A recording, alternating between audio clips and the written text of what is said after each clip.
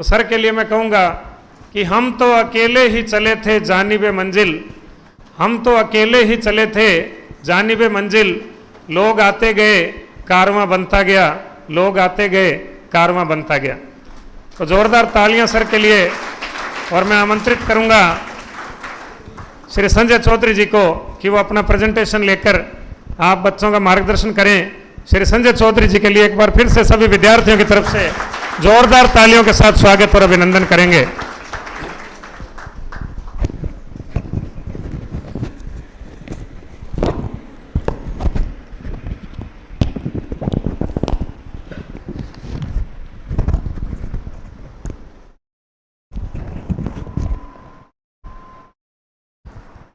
मुख्य अतिथि विजेंद्र जी सीला, अध्यापकगण, अभिभावकगण और प्यारे विद्यार्थियों का संकल्प गुरुकुल पर विश्वास के लिए मैं सबका आभार व्यक्त करता हूं। कौन कहता है आसमान में सुराग नहीं होता, एक पत्थर तो तबीयत से उछालो यारो। सब कुछ संभव है, बस बात है सिर्फ खुद पर विश्वास की। तो शुरुआत संकल्प की 2 मार्च 2010 से हुई। क्या कुछ किया संकल्प ने, सारा कुछ आपको बताऊंगा। दूसरा कि जो संकल्प गुरुकुल है उसकी शुरुआत कैसे हुई, ये सोच कहाँ से आई कि कुछ ऐसा भी होना चाहिए, और फिर इसको कैसे प्रोसेस में लेकर के आए, ये पूरी विस्तृत जानकारी दूंगा। अगर आपको लगे कि आपके कुछ और भी क्वेश्चन हैं तो अंत में हम जरूर डिस्कस करेंगे। बस बात एक ही है कि विश्वास है तो भगवान भी है, विश्वास है तो भगवान भी है, सब काम विश्वास पर ही निर्भर है। तो मैं शुरुआत करता हूं। देखो, अगर हम बात करें कि जब भी पढ़ाई की शुरुआत होती है तो जब छोटे थे तो एक ही बात समझाई जाती थी कि भाई सबसे पहले सरस्वती माता, और एक बात घर में बताई जाती थी कि कभी भी गलत नहीं बोलना, कि एक बार सरस्वती माता जरूर बोलती है और जो आप बोलोगे वो सत्य होगा। तो जब पढ़ाई की शुरुआत करें तो सबसे पहले माता सरस्वती का आशीर्वाद लेकर ही करें। संस्थान के अंदर आज मंगलवार के दिन संस्थान की शुरुआत हो रही है और संकल्प की शुरुआत भी मंगलवार के दिन हुई, लेकिन बैच की शुरुआत गुरुवार के दिन होगी, क्योंकि माता का आशीर्वाद लेकर ही हम अपने संस्थान की शुरुआत करेंगे।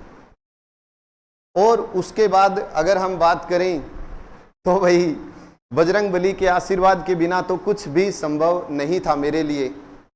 और आज इस युग के अंदर अगर कहते हैं ना कि इंसान का कहीं विश्वास डगमगाए तो फिर भगवान याद आए, और अगर पहले ही भगवान याद आ जाए तो विश्वास ही ना डगमगाए, ये एक हकीकत है। तो बजरंगबली का नाम लेके करते हैं शुरू काम। तो जय हो बजरंगबली की जय। देखिए, शुरुआत से लेके चलूंगा आपको। सबसे पहले संकल्प पब्लिकेशन था। ये बात है अक्टूबर 2008 की। सफर काफी लंबा रहा।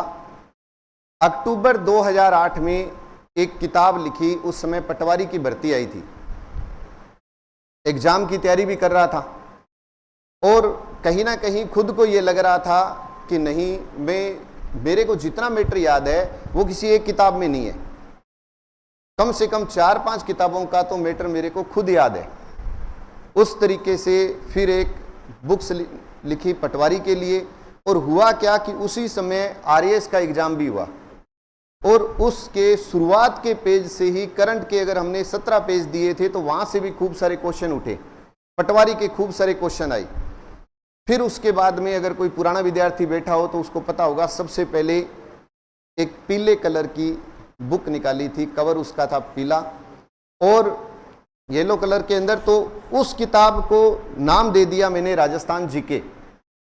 और जब राजस्थान जीके उसको नाम दिया, उससे जितने एग्जाम हुए आगे वहां से खूब क्वेश्चन आने लगे। उसी किताब के प्रचार के लिए मैं गया था सिक्कर। सिक्कर में एक कोचिंग इंस्टीट्यूट है श्री राम, आपने सुना भी होगा नाम। वहां पे प्रचार के लिए गया था कि साहब मेरी ये बुक्स है और बहुत ही शानदार मैंने लिखा हुआ है, खूब सारे क्वेश्चन इसके अंदर से आ रहे हैं। उन्होंने कहा कि बुक्स आपकी नो डाउट बहुत बड़ी है, लेकिन आप लिख सकते हो तो आप पढ़ा भी सकते हो, आप क्यों ना यहाँ पढ़ाएं। सही मायने में मुझे उस समय पढ़ाना नहीं आता था। उन्होंने कहा, उन्होंने टाइम दिया, मंच दिया और विश्वास किया कि नहीं आप पढ़ा सकते हो। मैंने वहाँ से पढ़ाना शुरू किया और लगभग 8 से 9 महीने वहाँ पे मैंने स्टडी करवाई 2009 के अंदर। कुछ कारण रहे जिसके कारण मैं फिर वापस गंगानगर आ गया। गंगानगर जब आया तो वहाँ पर जब मैं सिक्कर में था तो लगभग 1700 विद्यार्थी सिक्कर में तैयारी कर रहे थे।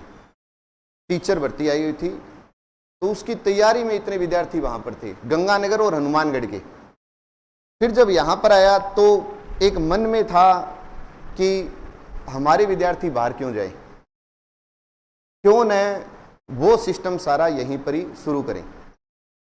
ये इस तरीके का प्रस्ताव लेकर के यहाँ पर जो उस समय कोचिंग इंस्टीट्यूट थे उनके पास में गया कि मैंने इतने महीने वहाँ पे पढ़ाया है और पढ़ाना मेरे को अच्छा लगता है, मैं किसी पेमेंट के लिए नहीं पढ़ा रहा, एक जुनून है और आप मौका दीजिए।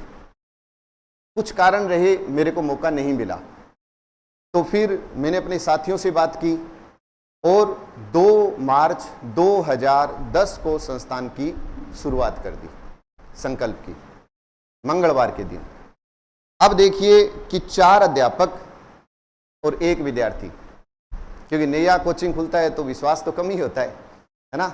1 विद्यार्थी 4 अध्यापक, 13 दिन 1 विद्यार्थी 4 अध्यापक, 14वें दिन 3 अध्यापक 1 विद्यार्थी। समझ में आई बात कि अध्यापक जो 4 थे उसमें 1 अध्यापक ने कहा कि नहीं यार यहाँ तो एडजस्टमेंट नहीं होगा, आप देख लो, कभी चल जाए तो हम आ जाएंगे। मैंने कहा कोई बात नहीं। पहला बैच 4 स्टूडेंट का, उसके बाद 6 महीने तक लगभग 35 विद्यार्थी। लेकिन उसके बाद जो शुरू हुआ, जो विद्यार्थियों का विश्वास रहा वो आपके सामने है कि आज अगर कोई बात होती है, अभी रीट का रिजल्ट आने वाला है, पूरा तो नहीं आया, लेवल 1 का आ गया। आप मेरे वीडियो देखना, मैंने रात्रि 8:30 बजे क्लासेस शुरू की थी यूट्यूब पर, और यूट्यूब का मतलब पूरा भारत, पूरा विश्व देखता ही है। उसमें मैं एक बात बोलता था कि मुझे नहीं पता किसके कितने सिलेक्शन होंगे, लेकिन मेरे को ये पता है कि 1000 तो मेरे हैं, 1000 सिलेक्शन 100% मेरे होंगे। अभी तो लेवल 1 और एसएसटी का रिजल्ट आया है, लेवल 1 में 900 प्लस अभी तक सिलेक्शन हो चुके हैं, बाकी परिणाम तो अभी बाकी है। और दूसरी बात ये कि एक होता है कि कह दिया कि 1000 हो गए होंगे, नहीं, थोड़े दिन बाद में अब जैसे ही परिणाम सबका आएगा, अखबार में 2-3 पेज लगेंगे, प्लस सबकी फोटोएं लगेगी कि भाई ये इतने सिलेक्शन यहां से निकले हैं। तो ये सिलेक्शन का कारवां और आगे जाएगा। बस जैसे वही बात होती है कि विश्वास, कि संस्था पर विश्वास रहे तो सब कुछ संभव है। अब संस्थान की शुरुआत कर दी 2 मार्च 2010 से। उसके बाद में क्या हुआ कि सभी ऑनलाइन में आ रहे थे, तो हमें लगा कि क्यों ना ऑनलाइन में भी देखा जाए। ऑनलाइन की शुरुआत कर ली। अब ऑनलाइन की शुरुआत की तो आज 5,60,000 के करीब विद्यार्थी इसके ऊपर जुड़े हुए हैं, सब्सक्राइबर हैं संकल्प के इसके अंदर।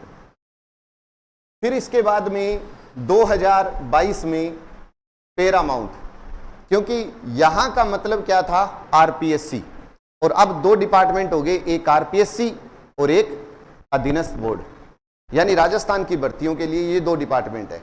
उसके लिए संकल्प था। फिर लगा कि क्यों न, जब टीम इतनी शानदार है तो सेंटर की भर्ती के लिए भी कुछ किया जाए। तो संकल्प ने शुरुआत की पैरामाउंट कोचिंग सेंटर की, और आज इसके अंदर सेंटर भर्ती की तैयारी करवाई जा रही है, जिसके अंदर एसएससी, सीजीएल, सीएचएसएल और बैंक रेलवे की तैयारी हो रही है। अब बात आती है कि जब ये सेंटर की तैयारी के लिए पैरामाउंट था ही, तो गुरुकुल क्यों? इसके लिए भी एक छोटी सी मैं आपको घटना बताता हूं जो मेरे साथ घटित हुई। छोटी सी बात है, आज से 20-25 दिन पहले एक ही दिन में 2 बातें मेरे साथ घटित हुई। सुबह एक पिता अपने बेटे के साथ आता है और मेरे से ये बात कहता है कि बेटे ने अभी 12वीं पास की है, आप बताओ इसको आगे किस चीज की तैयारी करवानी है। तो मैंने उनकी प्रशंसा की, मैंने कहा ये बहुत अच्छी बात है कि इधर तो 12वीं पास हुआ और आप आज ये पूछने के लिए आप आए हो कि इसको आगे की तैयारी क्या करानी है। नहीं तो ये होता है कि ग्रेजुएशन भी हो जाती है, पोस्ट ग्रेजुएशन भी हो जाती है, लेकिन ये कोई नहीं पूछता कि आगे करना क्या है। तो मैंने उनसे कहा भी पहले ये बताओ कि बच्चे का इंटरेस्ट किसके अंदर है, राजस्थान की भर्तियों में, सेंटर की भर्तियों में। अगर इनका मैथ, रीजनिंग, इंग्लिश बहुत अच्छा है तो क्यों ना इनको सेंटर की तैयारी करवाई जाए। फिजिकली भी वो ठीक था, तो मैंने उनको राय दी भी 2 तैयारी है, एक के अंदर बहुत ज़्यादा डिटेल स्टडी है और एक के अंदर ठीक ठीक स्टडी है, और वो है Delhi police, army, CRPF, railway, इनकी तैयारी के लिए। तो उनको रास्ता लगा कि नहीं सीजीएल, सीएचएसएल, इस तैयारी में हमें जाना है। मैंने कहा ठीक है, क्योंकि अच्छे नंबर भी थे और मेहनती था। उसी शाम को एक पिता अपनी बेटी के साथ आया और उन्होंने कहा कि जैसे मिलने के लिए थोड़ा सा टाइम लगा, तो मैं क्लासों में व्यस्त था, फ्री हुआ, आके मिला तो उन्होंने कहा कि हमें काफ़ी टाइम हो गया आए हुए, तो हम आपसे ये पूछने आए हैं कि बेटा हम अपनी बेटी को तैयारी क्या कराएं। तो मैंने पूछा भी क्या कर रही है अभी गुड़िया। तो उन्होंने कहा कि बीए हो चुकी है, एमए फाइनल का एग्ज़ाम दिया है, अब बताओ। तो मैंने उनसे पूछा कि भाई आप क्या काम करते हैं। तो उन्होंने कहा कि मैं तो बेटा किसान हूँ। तो पढ़े लिखे कितने हैं? तो उन्होंने कहा कि मैं तो स्कूल गया ही नहीं। तो समझ में आ गई बात कि भाई आज ये पिता अपनी बेटी को लेकर आया है, क्या करना है, मतलब कितने साल बाद, 5 साल बाद। आ तो 12वीं के बाद भी सकते थे ना, लेकिन कितने साल निकल गए, 5 साल। और एक पिता जो अपने बेटे को लेके आया वो सर्विस में है, वो सर्विस में है और वो आके पूछते हैं कि 12वीं के बाद क्या करना है। तो इसका मतलब समझना, ग्रामीण परिवार से हम बिलोंग करते हैं, मैं खुद ग्रामीण परिवार से ही हूँ। तो होता क्या है कि हम एक धारणा रखते हैं कि जी नौकरी वाला ही नौकरी लगता है, कि उसके परिवार में नौकरी लगे हुए थे इसलिए उनका बेटा बेटी नौकरी लग गई। अपना नंबर कहाँ आता है, ये बात हम बोलते हैं, बहुत बार आपने सुनी भी होगी। कारण क्या है, नौकरी वाले को प्रोसेस पता है, उसको ये पता है कि जैसे ही बेटा या बेटी 12वीं पास करेंगे इनको इस लाइन में लेके जाना है, ताकि ये जैसे ग्रेजुएशन करे 3 साल में इनकी इतनी अच्छी तैयारी हो सकता है 3 साल से पहले वो नौकरी लग जाए। लेकिन जो किसान परिवार है या मान लो ग्रामीण परिवार से हैं, उनको इस प्रोसेस का नहीं पता। उनका पूरा सिस्टम चलता है राय पर। मेरा भी चला था, सब भुक्तभोगी हैं, किसी एक का नहीं। कैसे, 10वीं पास हुई मेरी तो मैंने राय ली कि जी मैं अब क्या करूं। मेरे पिताजी 5वीं पास, आगे स्कूल नहीं गए। तो अब मैं उनसे पूछूं तो वो तो एक ही बात कहेंगे कि बेटा पैसा तो दे देंगे, लेकिन मेरे को थोड़ी पता है कि तेरे को क्या करना है। तू वो नौकरी लगा हुआ है या गांव में वो पढ़ा हुआ है, उससे पूछ ले। और मेरे ख्याल में जो मेरे साथ घटित हो रहा है वही सबके साथ होता है, मैं ये मानता हूं।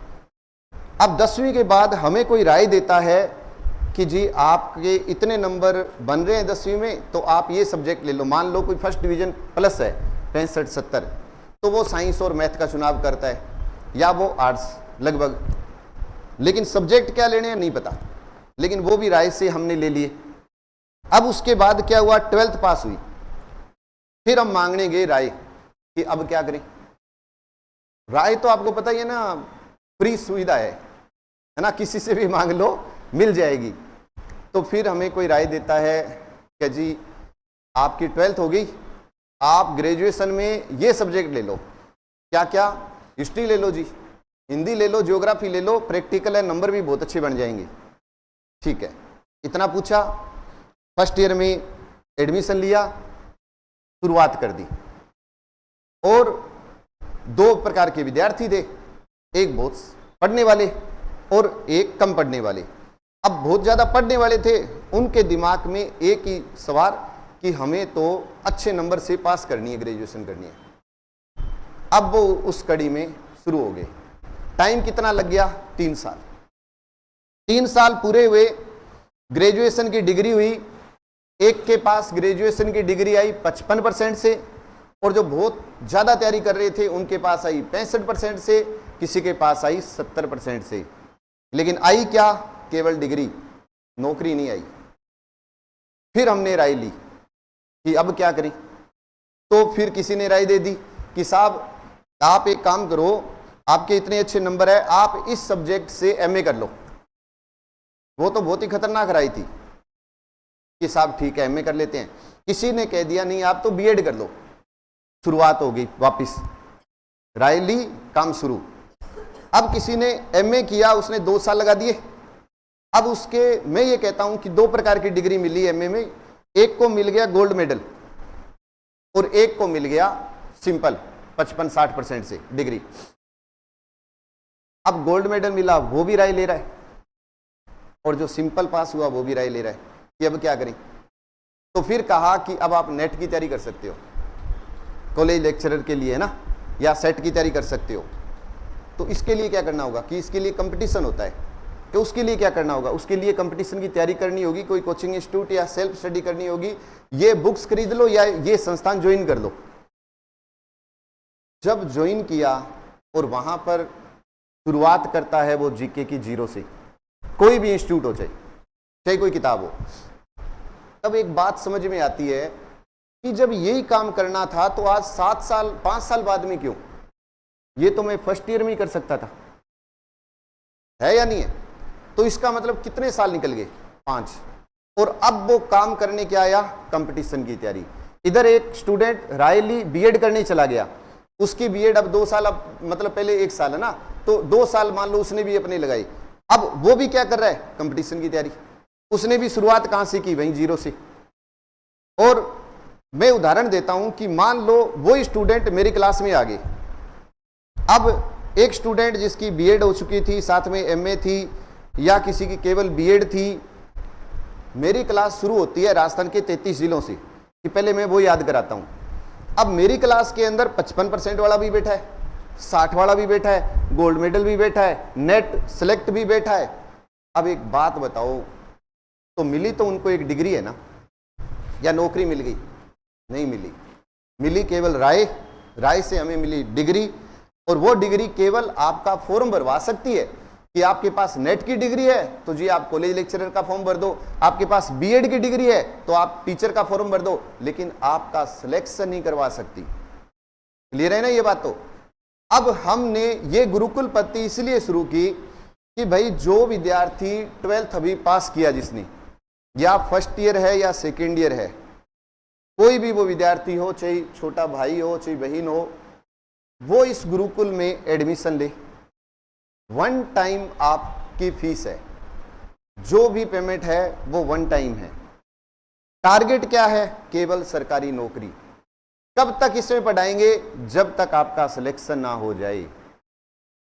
तो माता पिता का एक ही फर्ज रहता है अब कि वो विद्यार्थी को, अपने बेटे को बेटी को भाई पैसा दे दे, एडमिशन करा दे, चाहे वो किसी कोचिंग में कराए, कहीं पर भी। वो तो अपना फर्ज पूरा कर रहे हैं, और संस्था अपना फर्ज पूरा करेगी कि जो आ गया उसका वो सिलेक्शन ले जाए। हमने पहला जो एडमिशन शुरू किया, आप विश्वास करिए कि आज हम ये लाइव बोल रहे हैं, हमने स्पेशल गुरुकुल के लिए कोई भी ऐड नहीं की। आप सब जानते होंगे, सिर्फ एक छोटी सी टीम बनाई, बात की कि क्या ऐसा हो सकता है कि हम थोड़ा सा किसी को बताएं तो वो हमारे साथ जुड़े। टीम ने कहा हो सकता है। टीम ने काम किया, मोटिवेट किया घर वालों को, और आज ये गुरुकुल में सेमिनार का फर्स्ट डे ही है, बैच अभी शुरू ही नहीं किया। टारगेट क्या लिया कि 100 एडमिशन लेने हैं और उनके ऊपर मेहनत करनी है। जो यहां पर सिलेक्शन आरपीएससी में हो सकते हैं वो सेंटर में भी हो सकते हैं। और आरपीएससी और सेंटर में फर्क और समझ लेना। मैं छोटी सी एक बात और कहता हूं, यहां पे जितने भाई बंधु बैठे हैं उनका टारगेट दो ही है, आरपीएससी, अधीनस्थ बोर्ड। अगर मैं सेंटर की बात ना करूं तो राजस्थान का जो निवासी है उसके सामने एक है, या तो वो आरपीएससी के माध्यम से जाएगा या वो अधीनस्थ बोर्ड के माध्यम से जाएगा।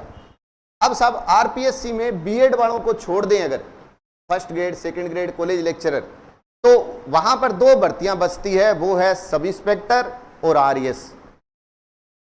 इधर जितनी भी भर्तियां थी सब की सब किसके अंदर चली गई? सीईटी, एक कॉमन टेस्ट, कि उस कॉमन टेस्ट में आप टॉपर बनो, फिर जो भर्ती आएगी उसका 15 गुना और उस 15 गुना में आपका सिलेक्शन होगा। तो आज राजस्थान पुलिस, यहां पर जितने विद्यार्थी बैठे हैं, मेरे ख्याल में यह भी सोचा ही होगा आपने कि राजस्थान पुलिस में भी फार्म भरेंगे। लेकिन किसी के सीईटी में अगर 150 से कम नंबर बन रहे हैं तो उनको आज भी ऐसा है, लग रहा है कि हम राजस्थान पुलिस का फॉर्म भरेंगे। लेकिन मैं आपको ये कड़वा सच बता देता हूं कि सीईटी के अंदर साफ लिखा हुआ है 15 गुना लेंगे। 5000 सीट आ रही है, उस 5000 का मतलब 75,000 विद्यार्थी लेंगे। अब एक बात सोचो, अगर 75,000 विद्यार्थी लेंगे तो फिर जो 16 लाख या 20 लाख स्टूडेंट है वो करेंगे क्या? वो फिर सीईटी की तैयारी करेंगे। आगे जनवरी फरवरी में फिर सीईटी होगा, लेकिन फिर सीईटी होगा, आपने बहुत अच्छे नंबर बना लिए, लेकिन 2024 में राजस्थान पुलिस आएगी या नहीं आएगी इसकी कोई गारंटी नहीं है। ये एक कड़वा सच है जो मैं आपको बता रहा हूं। तो क्या करे? सेंटर की तैयारी करे। 4 लाख प्लस भर्तियां आ रही है और इतनी भर्तियां कम नहीं होती। अगर कोई ईमानदारी से तैयारी करे 100% सिलेक्शन होगा। मेरे 100 एडमिशन हमने रखे थे और मैं आपको ये बताऊं, संकल्प गुरुकुल के 100 एडमिशन पूरे हो चुके हैं।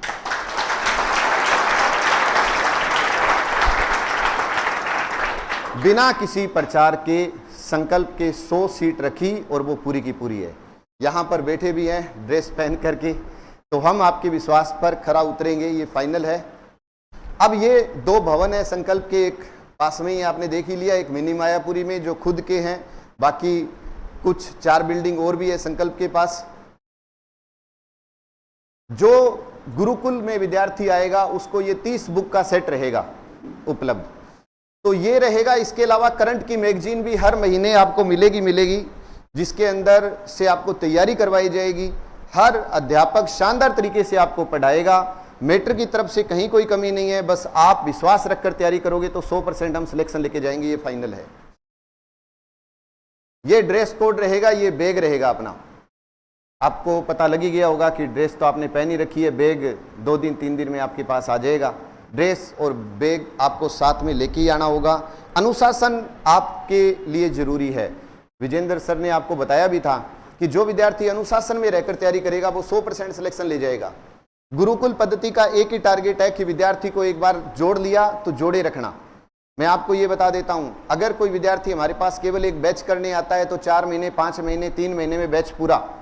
उसके बाद वो क्या करता है, घर जाता है, पढ़ाई से उसका कट हो जाएगा, फिर वापस वो 3 महीने बाद सोचेगा कि नहीं अभी भर्ती आई है, अब दोबारा पढ़ते हैं, फिर वो 0 से शुरू करता है। लेकिन गुरुकुल के अंदर यही रहेगा कि रेगुलर रखेंगे हम। आपका एक पेपर भी पास हो गया तो भी हम आपको रेगुलर रखेंगे, क्योंकि ज्वाइनिंग आपको मिल जाए वही हमारा एक टारगेट है। ये फाइनल है। एक ऑनलाइन पद्धति, क्योंकि जितने भी पेपर ऑनलाइन हो रहे हैं तो विद्यार्थी ऑनलाइन प्रैक्टिस तो करे। आप ये कहोगे साहब ऑनलाइन तो हमने मोबाइल पे कर लेंगे, लेकिन मोबाइल और इसमें फर्क होता है या नहीं होता? होता है ना।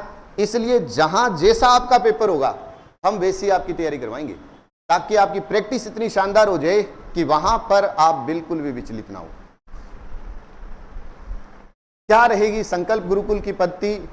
तो एक ही टारगेट है कि जब तक किसी एक भर्ती में अंतिम चयन न हो जाए तब तक आप संकल्प गुरुकुल के सदस्य रहेंगे। मतलब संकल्प गुरुकुल से सरकारी नौकरी लगकर ही निकलना हमारा मेन टारगेट है।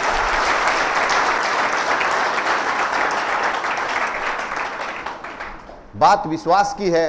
और 1 साल अगर कोई रह जाता है, हालांकि मैंने तो ये लिखा है कि जब तक सिलेक्शन नहीं होता, लेकिन एक बात सोचो, हमने पहला बैच शुरू किया, 100 का टारगेट रखा, तो मन में ये विश्वास था कि हमें 100 विद्यार्थी इकट्ठे करने हैं। और रात दिन पिछले 20 से 25 दिन में ये काम शुरू किया, और रात दिन एक ही दिमाग में चल रहा था कि कम से कम 100 विद्यार्थी इकट्ठे करने हैं, 100 विद्यार्थी आए तो रिजल्ट देंगे। अब एक बात सोचो कि क्या शानदार काम प्रकृति करती है कि 100 सब सोच रहे थे, टीचर भी सोच रहा था, टीम पूरी सोच रही थी, और आज वो 100 पूरे हो गए। इसका मतलब आप अगर पॉजिटिव सोच रखोगे ना तो 100% वो टारगेट 100% पूरा होगा, कोई दुनिया की ताकत नहीं रोक सकती उसको। संकल्प गुरुकुल में किन भर्तियों की तैयारी करवाई जाएगी? SSC GD, railway, Delhi police, CRPF, army. इसके अंदर जीडी, क्योंकि अभी मैंने आपसे बात की थी कि पैरामाउंट जो है वो सीएचएसएल और सीजीएल के लिए है, बड़ी भर्ती के लिए पैरामाउंट है संकल्प का, और जो GD, Delhi police, railway, CRPF, army है, इनके लिए संकल्प गुरुकुल है। फिर इसके बाद में कि एसएससी में खूब सारी भर्तियां आती है, आपको पता है, ये जो ऊपर वाला काम है हाई लेवल का, ये पैरामाउंट करेगा। उसके बाद दिल्ली पुलिस है, एमटीएस है, जीडी है, ये सारा काम संकल्प गुरुकुल करेगा। ये भी आप पूरा ध्यान रखिएगा। अब रेलवे में कौन कौन सी भर्ती आती है? कुछ विद्यार्थियों को तो यही पता है कि सिर्फ रेलवे की भर्ती आती है, लेकिन रेलवे के अंदर भी NTPC, senior junior typist, goods guard, ASM, SM, loco pilot, अब खूब सारी भर्तियां आई है। रेलवे ग्रुप डी, खूब सारी भर्तियां आती है। तो संभावित पद कितने हैं आपके सामने हैं? कितने हैं बताओ? अब एक बात बताओ, राजस्थान पुलिस में भी लगना है और इधर भी तैयारी करनी है। एक होता है कि राजस्थान पुलिस में लगना है तो वो लगेगा जो सीटी में बहुत अच्छे नंबर ले गया। अब जो बिल्कुल किनारे पर है, अपनी उम्मीद को जिंदा रखे, तैयारी करे, कोई डाउट नहीं है, लेकिन कहीं ना कहीं एक टारगेट तो होता ही होगा ना दिमाग में कि पद तो इतनी है, फार्म 20 लाख होंगे और पोस्टें तो 5000 ही है। मैं ये नहीं कहता कि 5000 है तो मिलेगी नहीं, हमें तो एक ही पद चाहिए, लेकिन मैं ये कहता हूं कि जब इधर खुला मैदान पड़ा है, खूब सारी भर्तियां हैं, जब हम ये कहते हैं कि भाई सिक्कर से लग रहा है, झुंझुनू से लग रहा है, उधर से लग रहा है, उस जिले से लगा या उस राज्य से लगा, तो वो गंगानगर संकल्प से क्यों नहीं लग सकता? 100% लगेगा। और ये जो 100 एडमिशन है, आज ये वीडियो लाइव भी है और अभिभावक भी आए हुए हैं। 6 महीने बाद हम फिर एक सेमिनार करेंगे, और मुझे पूर्णतः विश्वास है अगर 6 महीने में कोई भर्ती आती है तो यहीं 100 से कुछ सिलेक्शन उसके अंदर हो जाएंगे, हो सकता है सारी हो जाए।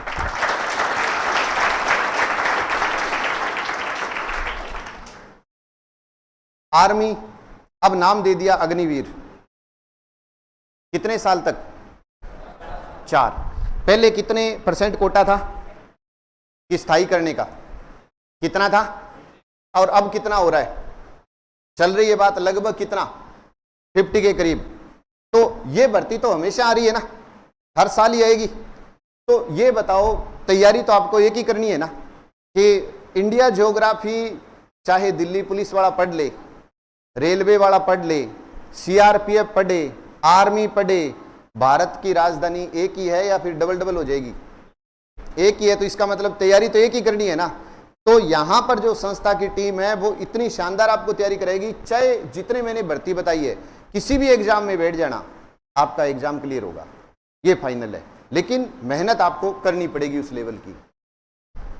अब कि क्या रहेगा संकल्प गुरुकुल में पढ़ाई का पैटर्न? 6 से 8 घंटे की नियमित क्लासें।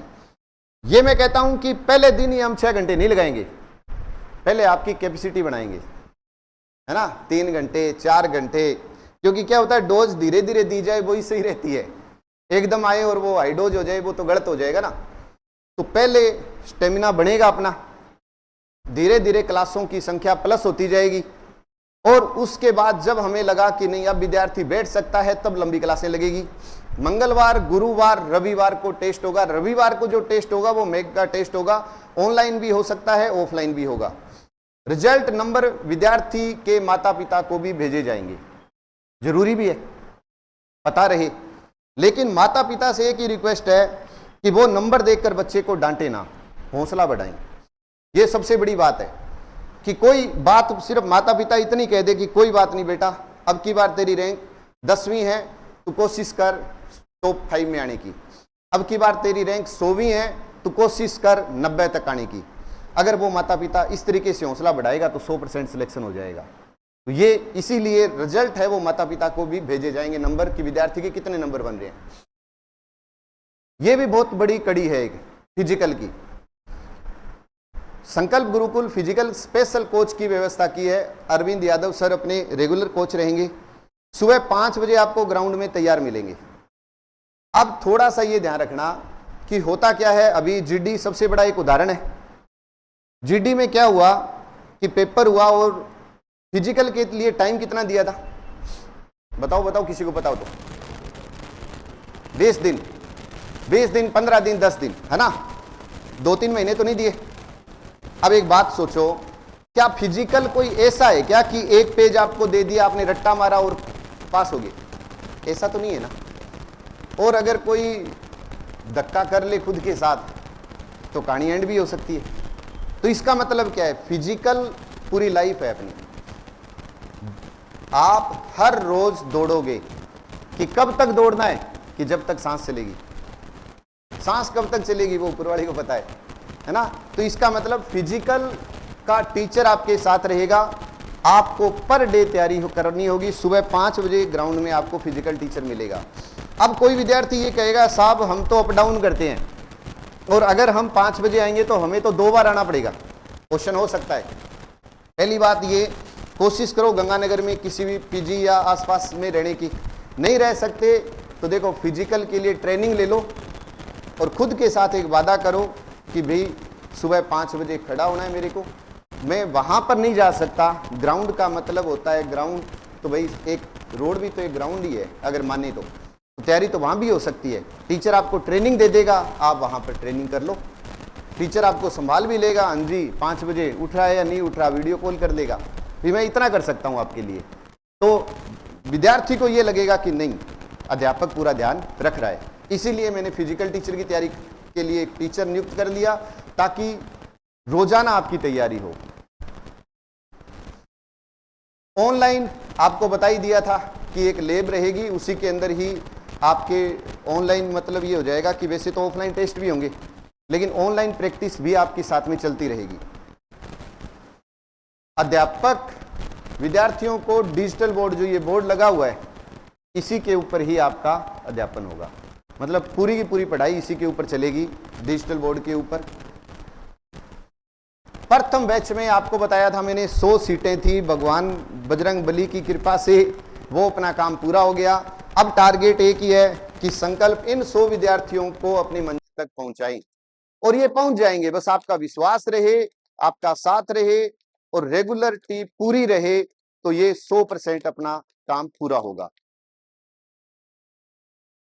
क्या दूसरा बैच भी प्रारंभ होगा? बिल्कुल होगा। 20 जून 86, 96, 98, 21, 21 पर आप अपना रजिस्ट्रेशन करा सकते हो। पर याद रहे, फाइनल रजिस्ट्रेशन कराने के लिए अपने माता पिता को जरूर लेके आना। मैं चाहूंगा कि भाई सबसे पहले मिलूं उनको बताऊं कि भाई इस तरीके से मैं तैयारी करवा रहा हूं। उनका जुड़ाव भी रहे संस्था से, वो भी संस्था को आकर देखें कि जहां पर वो अपने बच्चे को भेज रहे हैं कि वो संस्था क्या काम कर रही है। और माता पिता को जरूरी है लेकर के आना। यहाँ पे प्रवेश फाइनल तभी मिलेगा जब आप अपने गार्जियंस को साथ में लेकर के आओगे। स्टडी मटेरियल मैंने बता ही दिया था आपको। 30 बुक्स रहेगी, एक बैग भी रहेगा, उसके साथ साथ आई कार्ड वगैरह सारा काम कंप्लीट। और इनको बार बार अगर हमने पढ़ लिया ना ढंग से तो इनसे बाहर कुछ नहीं जाने वाला। और करंट जीके के लिए हर मंथली आपको मैगजीन मिलेगी। मोटिवेशन का क्या आधार रहेगा? मोटिवेशन का सबसे बड़ा आधार तो आज आपने देख लिया होगा कि जैसे ही विजेंद्र सिला सर आए, सीआई साहब, तो एक अलग रुतबा सा लगता है या नहीं लगता? लगता है ना। जो यहाँ पर जितने विद्यार्थी बैठे हैं वो कहीं ना कहीं ये सोचते हैं ना कि काश ये वर्दी हमें भी मिले। ये काश शब्द है ना, इसको धूमिल नहीं होने देंगे। इसके लिए हम कोशिश यही करेंगे कि सप्ताह में कम से कम एक बार आपके यहां पर विजिट करवाऊंगा, चाहे वो दिल्ली पुलिस में हो, चाहे वो रेलवे में हो, चाहे वो आर्मी में हो, सीआरपीएफ में हो, है ना, तो एसएससी जीडी में, यहां से सिलेक्शन निकल चुके हैं पहले भी जीडी में, उनसे मैं मिलवाता रहूंगा। और जैसे ही वो मिलने आएंगे तो आपके मन में जरूर आएगा ये भाव कि हम भी लग सकते हैं, क्योंकि वो अपना संघर्ष बताएंगे आपको कि इस तरीके से तैयारी की थी हमने, आप भी कर सकते हो, आप भी लग सकते हो। तो इसी कारण भाई हर सप्ताह ये मान के चलिए कि एक अध्यापक आएगा ही आएगा, ये एक कोई भी सर्विसमैन यहाँ पर आएगा ही आएगा जिसने अच्छे पद पर ज्वाइनिंग कर रखी है। अब उसके बाद में विद्यार्थियों को मानसिक रूप से मजबूत रखने के लिए क्या कर रहा है संकल्प गुरुकुल। तो संदीप सर अभी आए थे, आपको बताया ही था योग। अब ये बताओ, क्या योग जरूरी नहीं है क्या लाइफ का? मेरे ख्याल में आज के दिन अगर कोई भी बीमार होता है तो उसको एक बात कही जाती है कि आप ये योग कर लो। दवाई भी ले रहा है लेकिन योग भी कर रहा है। अब योग आपको मानसिक रूप से मजबूत बनाएगा। इसका एक उदाहरण बताता हूं। मानसिक रूप से मजबूत होना भी जरूरी है, और मानसिक रूप से मजबूत आप मोटिवेशन से भी हो सकते हो और योग से भी होते हो। हुआ क्या कि अभी आपको पता होगा एक वीडियो की भर्ती आई थी ग्राम विकास अधिकारी, हालांकि मैंने कुछ विद्यार्थियों को बताया भी था। ग्राम विकास अधिकारी की भर्ती आई और मैं YouTube के अंदर बोलता था, क्योंकि हमारे वीडियो प्री के अंदर 600 प्लस सिलेक्शन थे। तो मैंने YouTube पर आकर एक अनाउंस किया था कि मेरे पास अगर कोई ग्राम विकास अधिकारी मेंस की तैयारी करने आएगा तो हमारी मात्र 3100 रुपए फीस रहेगी। और अपनी क्लास लेता रहा रेगुलर 8:30 बजे जीके की। उसी समय एक विद्यार्थी कोई जुड़ा हुआ था अलवर से। अब वो विद्यार्थी मेरे पास पढ़ने आया, मेरे से मिला, तो उस विद्यार्थी ने कहा सर मेरा ये नाम है और मैं आपके यहाँ पे तैयारी करने के लिए आया हूं और ये 3100 रुपए। उसने बस थोड़ा सा इंट्रो किया मेरे से, क्लास में चला गया। 20 दिन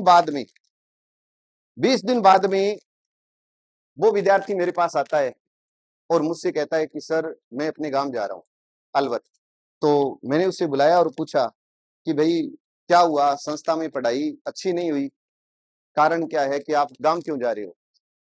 उसने कहा सर मेरे साथ कुछ घटना घटित हुई थी इसलिए मैं यहाँ पर आ गया था, और वो घटना मैं आपको बताना चाहता हूँ और मैं चाहता हूँ कि पूरी क्लास सुने वो। तो मैं उसको क्लास में ले गया था। क्लास में विद्यार्थी बैठे थे खूब सारे। उसने कहा कि मैंने आरएएस का एग्जाम दिया और मेरा RAS pre clear, mains clear, मैंने इंटरव्यू देकर घर आया तो घर वालों ने, दोस्तों ने क्या किया, मिठाई बांट दी, पहले ढोल बजा दिए कि हमारा भाई तो लग गया।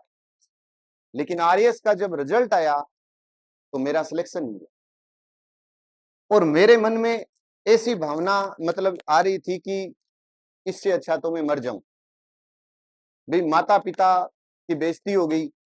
अब हर कोई ये पूछता है आपने तो मिठाई बांट दी, आपके बच्चे का तो सिलेक्शन नहीं हुआ, आप तो बेवकूफ बना रहे थे। होता ही है, 100 बातें होती है।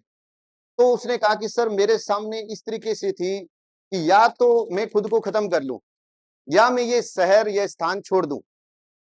तो उस समय मैं आपसे YouTube पर जुड़ा हुआ था और आपने अनाउंस किया था कि भाई वीडियो में इस तरीके से कोई आए तो वो मेरे पास तैयारी कर सकता है, और मैं आपके पास आ गया सर।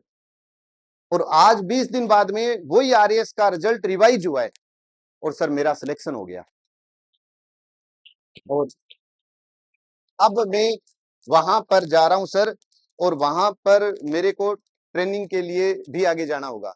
अब एक बात सोचो, किसी को मार देना या खुद मर जाना मेरे ख्याल में कुछ सेकंड के ही पल होते हैं लाइफ में। वहां पर काम कौन करता है?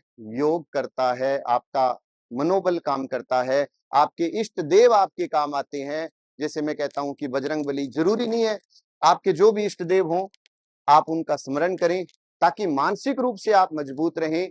ऐसे लाइफ के अंदर आएंगे, ऐसे पल आएंगे, ऐसा कोई व्यक्ति नहीं है जिसकी लाइफ में ऐसे पल ना आए। लेकिन एक बात सोचो, उस विद्यार्थी ने अगर उस दिन ये काम कर दिया होता तो 20 दिन बाद में परिवार दोबारा रोता।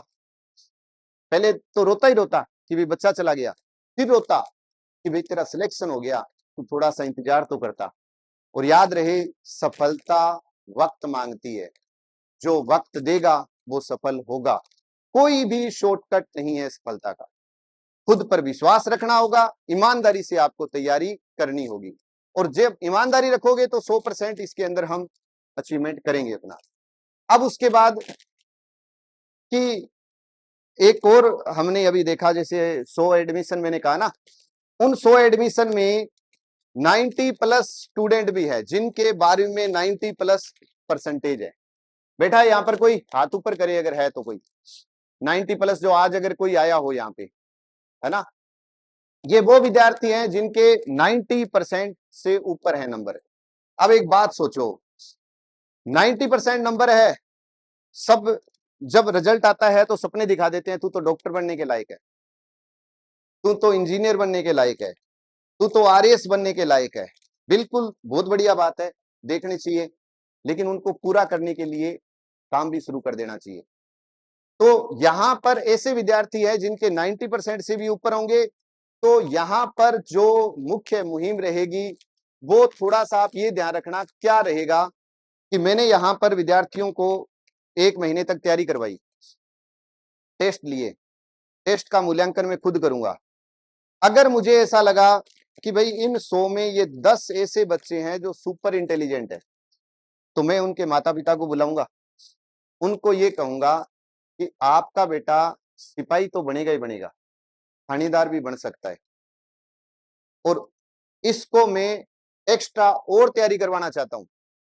कोई उसका चार्ज नहीं है, जो आपने एक बार दे दिया वही रहेगा, लेकिन आपकी परमिशन दूंगा, और मैं कहूंगा कि मेरा टीचर मिलेगा, बस इसको थोड़ी सी और मेहनत करनी है, आपका बेटा एक अधिकारी भी, बड़ा अधिकारी भी बन सकता है।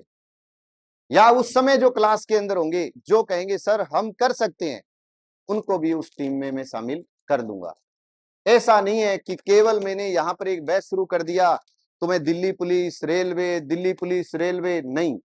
हो सकता है किसी विद्यार्थी का मैथ रीजनिंग बहुत कमजोर हो, 10 बार पढ़ाने के बाद भी उसको ना समझ में आ रहा हो, तो फिर उसके साथ जबरदस्ती नहीं करूंगा, उसको मैं आरपीएससी के अंदर भी लेके आ सकता हूं। मैं कहूंगा तेरे को अगर सेंटर की भर्ती की तैयारी अच्छी नहीं हो रही, तू राजस्थान की कर ले, अपने तो दोनों इंस्टीट्यूट है, कोई तेरी फीस डबल नहीं लगेगी, जो तूने दे दी वही रहेगी फीस तेरी। तो मेरा एक ही टारगेट रहेगा कि मेरे पास जो विद्यार्थी आए है ना, उसको मैं मायूस होकर नहीं जाने दूंगा, किसी ना किसी एक भर्ती में सिलेक्शन जरूर होगा। ये मूल्यांकन केवल एक अध्यापक कर सकता है, विद्यार्थी कभी नहीं करता। मेरे पास यहाँ पर विद्यार्थी आते हैं कि साहब हमें सब इंस्पेक्टर की तैयारी करनी है, मेरा उनसे क्वेश्चन होता है कि सब इंस्पेक्टर की करोगे, आरएएस की क्यों नहीं करोगे? तो नहीं सर आरएएस की नहीं करनी, सब इंस्पेक्टर की तैयारी करनी है। आपको एक मैं छोटा सा उदाहरण बताऊं, सब इंस्पेक्टर के अंदर 200 प्रश्न होते हैं, 100+100 हिंदी और जीके। उस 200 प्लस प्रश्नों में से अगर किसी के मतलब अगर सिलेक्शन ही लेना है फाइनल, तो मैं ये कहूंगा 130-40 क्वेश्चन अगर सही होते हैं ना, तो वो जाकर के सेफ जोन में रह सकता है। लेकिन आरएएस के अंदर 150 क्वेश्चन आते हैं, 70 क्वेश्चन वाला प्री क्लियर कर जाता है, सिलेबस दोनों का एक है। बात है विश्वास की कि उसको क्या लगता है कि नहीं आरएएस तो बहुत बड़ा नाम है, हम तो सब इंस्पेक्टर की तैयारी करेंगे। अरे भाई तू आरएएस की तैयारी कर, अगर तेरी उद्देश्य वर्दी लेना है तो तू डीएसपी की वर्दी लेना, खूब सारे सब इंस्पेक्टर तेरे अंडर में रहेंगे। लेकिन होगा क्या कि विद्यार्थी को विश्वास नहीं है, और वो विश्वास इसलिए नहीं है क्योंकि विद्यार्थी को किसी ने बताया ही नहीं, उसको ये नहीं बताया कि तू इस तैयारी के साथ ये तैयारी भी कर सकता है। संस्था वो बताएगी, संस्था वो काम करेगी। अब दूसरी बात कि यहां पर विद्यार्थी आएंगे तो अनुशासन में आएंगे, एक ही टारगेट है अनुशासन में रहना आपका भी। हमारा एक टारगेट है कि आपको अनुशासन में रखना। अनुशासन किसी ने भंग किया तो भाई संस्था उसको उसी समय बाहर कर देगी, फिर कोई सिफारिश नहीं चलेगी किसी की। ईमानदारी खुद के साथ आपको रखनी पड़ेगी। और मैं ये कहता हूं दुनिया में कोई भी काम मुश्किल नहीं है, बस मेहनत जरूरी है, और मेहनत भी इतनी शानदार होनी चाहिए। देखिए दर्द तो होगा, आप सोचो कि केवल थोड़ा सा पढ़ लें सिलेक्शन हो जाए, नहीं होगा। आपको मेहनत करनी पड़ेगी, कष्ट मिलेगा, और जब हद से ज्यादा कष्ट मिलने लग जाए तो समझ लेना आप अपनी मंजिल के बिल्कुल पास में। एक छोटी सी कहानी बताता हूं मैं, उसके बाद अपने इस प्रोजेक्ट के ऊपर थोड़ी सी और बात करेंगे। हुआ क्या कि एक मूर्तिकार था। उस मूर्तिकार के पास एक व्यक्ति गया मूर्ति का ऑर्डर देने के लिए कि मेरे को इस भगवान की मूर्ति बनाकर दे दे। उसने ऑर्डर ले लिया, कुछ पैसे जमा कर लिए और मूर्ति बनाने का काम शुरू कर दिया। अब शुरू किया तो वो जंगल में गया, मूर्तिकार 2 पत्थर उठाकर लाया। अब पहले पत्थर को जैसे ही वो मूर्ति की शेप दे रहा था तो पत्थर के अंदर से आवाज आई कि मत चोट करो, मुझे दर्द हो रहा है। तो मूर्तिकार ने उसको छोड़ दिया वहीं पर, क्योंकि उसके पास ऑप्शन था, दूसरी एक और पत्थर था। उसने दूसरे पत्थर को मूर्ति की शेप देनी शुरू की तो कोई आवाज नहीं आई। तो कहते हैं मूर्तिकार ने उससे पूछा कि तेरे दर्द नहीं हो रहा क्या? तो जो मूर्ति की शेप दी जा रही थी जिस पत्थर को, उसने कहा दर्द तो हो रहा है पर कोई बात नहीं, तुम अपना काम पूरा करो। और कहते हैं कुछ समय बाद में मूर्ति बनकर तैयार होगी। जिसने ऑर्डर दिया था वो मूर्ति लेने के लिए आया।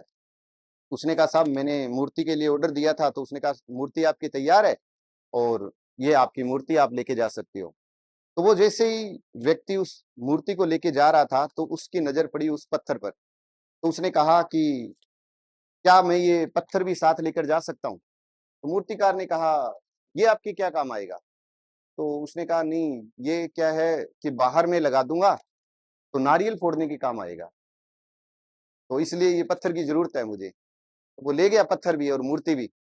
अब मूर्ति तो लग गई मंदिर में और पत्थर लग गया बाहर। अब जो भी आए जय अम्बे, जय अम्बे रोजाना ठुकाई हो उसकी। क्यों? क्योंकि मंदिर के ऊपर बाहर पत्थर है, नारियल तो उसपे फूटेगा। अब अंदर मूर्ति तो मुस्कुरा रही थी और पत्थर रो रहा था। तो उस पत्थर ने मूर्ति से पूछा कि इतना दर्द क्यों? तो मूर्ति ने हंसते हुए मुस्कुराते हुए जवाब दिया, अगर पहले दर्द सहन कर लेता तो आज तू भी हंस रहा होता। ये ही जीवन की हकीकत है। आप सुख है तो दुख भी है ना?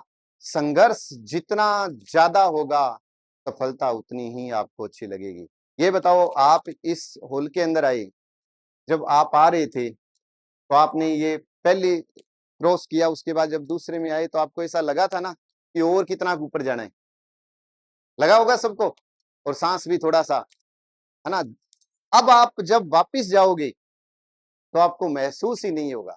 यही सफलता है, यही सफलता की सीढ़ी है।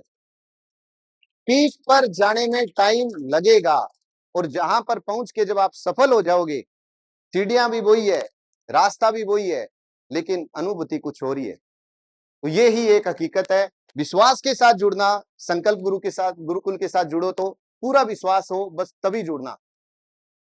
विकल्प मिलेंगे बहुत मार्ग भटकाने के लिए, संकल्प एक ही काफी है मंजिल तक जाने के लिए।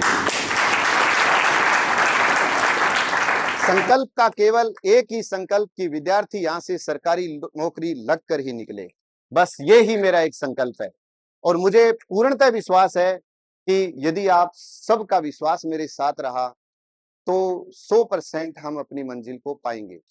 मैं ये कहता हूं कि पहले आप संकल्प का हिस्सा बनिए, पहले आप अच्छी तरीके से स्टडी करिए। आपको अगर लगे कि वास्तव में यहाँ पर गंगानगर में डिफेंस ऐसी शुरू हुई है, आपको लगे कि शानदार करवा रहे हैं, तभी आप अपने भाई बहन को कहना। उससे पहले आप खुद परखना।